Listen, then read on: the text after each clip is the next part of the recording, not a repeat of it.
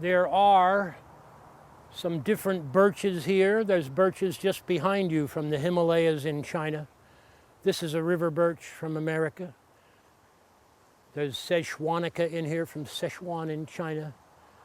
There is Platyphylla from western China. So there are different species of birch here. You can see the top here of a purple European maple. It's purple or brown. There's a pine tree behind it, and that one is called the Eastern White Pine, and it's quite rare. I have a book somewhere, Trees of the World, from 1893, and the author says that that's the finest tree on earth. Silver poplar in the background over there. You can see it in the wind with its silver on the back, little white hairs on the back. The southernmost cinnamon on the planet Earth, a Mexican mountain weeping pine, a very beautiful pine, and there's a mate for her up there. There's flowers in the foreground in the dark over there, which is the evergreen dogwood from North India in the Himalayas. Here's rice paper plant. A fuchsia relative called Sistrum from South America. That's the giant reed from Europe. This is the dahlia. There's an Elaeagnus in here. There is a tortured hazelnut tucked in the back.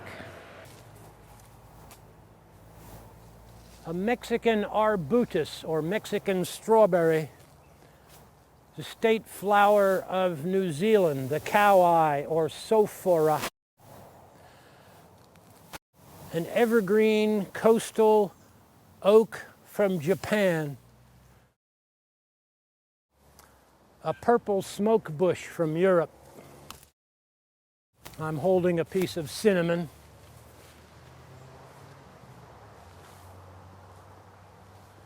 I'm not sure you can see it, but there's a Kashmir cypress from Kashmir in the Himalayas, just tucked in there. There's a holly or holm oak from Europe, a Mexican oak as well. They're both evergreen. There's a Judas tree in here, one of the trees Judas is reputed to have hung himself on. There's a mountain lomatia from right up in the hills here in this area, but this one comes from a survivor 1 kilometer south of here of the white invasion. Japanese star anise, like Chinese star anise. Another redwood, and there's 2 more up that way. A wild black cherry from America. A trident maple from China, one of the spice bushes from Yunnan in China, a Romnea poppy from California, another sassafras tree, a sweet chestnut, a fothergillea, a little shrub of the witch hazel family from America. And that's, again, Cornus capitata, the evergreen dogwood. There's bamboo over here, sizable. There's a weeping English yew just here. One of the true cedars. And that one is an Atlas cedar from the Atlas Mountains of North Africa. There's a hedge maple or common field maple of England, not common here. I have bigger specimens. And that's the Japanese or Chinese lantern white version. We have red ones, yellow ones, orange ones, pink ones.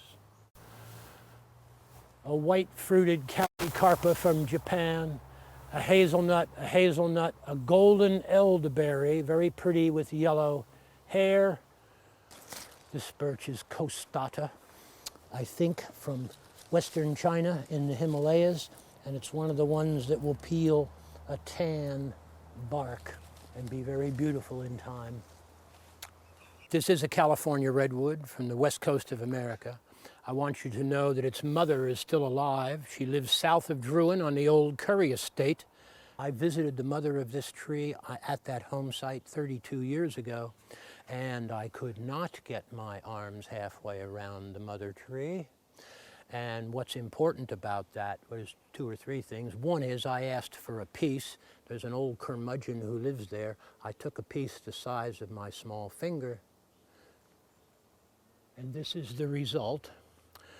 Now this plant is not a seedling. It's a piece from one that came into the country on a sailing ship, and it did not come from America. It came from England, because Englishmen went to America to see these amazing trees and to get pieces and take them back to England so that the English gardeners could have them as well. This is a little osmanthus from Southeast Asia. I think it's one of the ones called holly-leaved osmanthus because it has prickly leaves. And this one flowers with small white flowers in the autumn. And those flowers are gathered and they're used to make what is commonly called jasmine tea. It's not made from jasmine flowers, it's made from the flowers of this bush. And many of you have heard of the Chinese star anise. This is not a Chinese star anise at the end of my cane, but a Japanese star anise. The leaves smell of anise or licorice is what most people think of.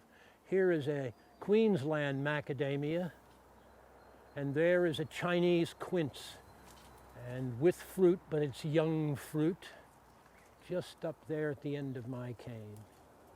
This one has a beautiful dappled trunk, but I'm not sure you can catch it from here, from this side. That's a rare plant. I introduced that one to this region.